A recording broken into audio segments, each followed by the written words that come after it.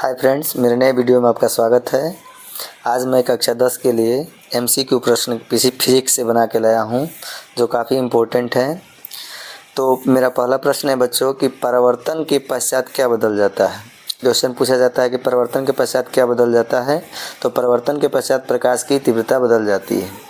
दूसरा क्वेश्चन है बच्चों कि पूर्ण प्रतिबिंब देखने के लिए समतल दर्पण की ऊंचाई कितनी होती है। तो पूर्ण प्रतिबिंब देखने के लिए समतल दर्पण की ऊंचाई वस्तु की भाई आधी होती है। तीसरा क्वेश्चन है बच्चों कि समतल दर्पण प्रतिबिंब बनाता है। तो समतल दर्पण में जब भी प्रतिबिंब बनता है सदैव सीधा, बराबर और आभासी बनता है। चौथा क्वेश्चन है बच्चों कि किसी शब्दकोश में अक्षरों को पढ़ने के लिए किस लेंस का प्रयोग किया जाता है। तो ये क्वेश्चन बहुत इंपॉर्टेंट है, ये हर साल पूछा जाता है बच्चों, तो इसको ध्यान से समझ लो।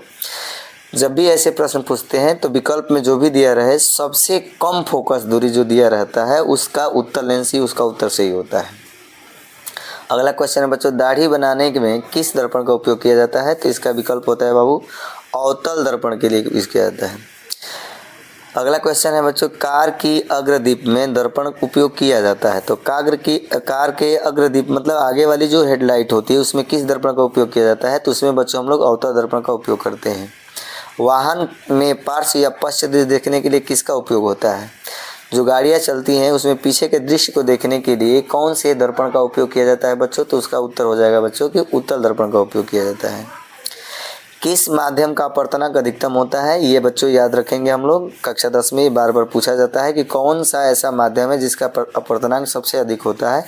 तो वो माध्यम होता है वो हीरा का अपवर्तनांक होता है 2.42। किस माध्यम में प्रकाश की चाल सबसे कम होती है। तो यही विकल्प हो जाएगा बच्चों हीरा, इसका अपवर्तनांक बहुत ज़्यादा होता है इसलिए इसमें चाल सबसे कम होती है। अगला क्वेश्चन है बच्चों कि उत्तल